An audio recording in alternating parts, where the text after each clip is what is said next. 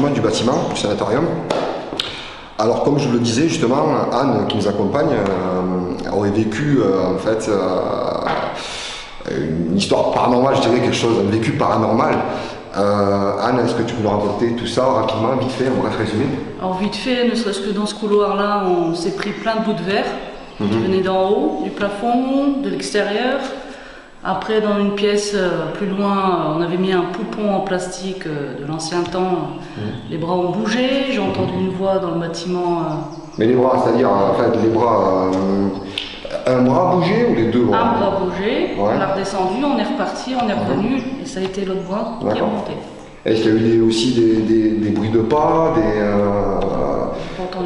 des claquements de porte ou je sais pas, si tu m'as dit aussi que tu as entendu une voix apparemment? Ouais, dans le bâtiment où les employés habitaient là, tu sais. Enfin, je pense. Mais est-ce que cette voix, enfin tu as compris ce qu'elle disait? J'ai pas compris, mais la voix, c'est comme si elle venait d'outre-tombe.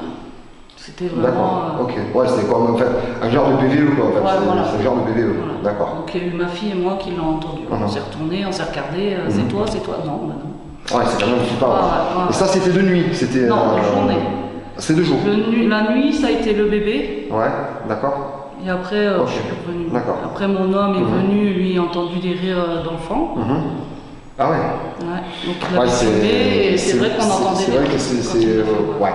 Ouais, j'imagine que ça va être choquant, ça va être flippant quand même.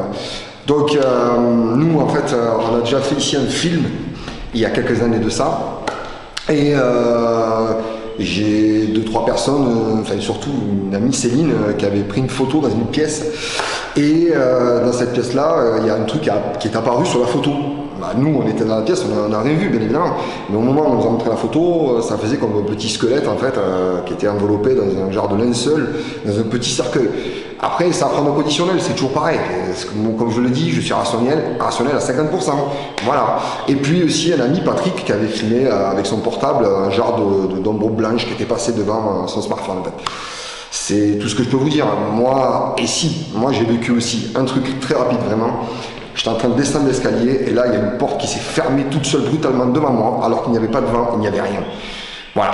Après, comme je dis, à prendre au conditionnel. Voilà. Donc pour la petite histoire, voilà, nous avons un peu déambulé dans le manoir et bon, on a fait des repérages et tout ça rapidement. Maintenant on y retournera de nuit. Voilà. Et je vous dis à très bientôt. Allez, salut, ciao.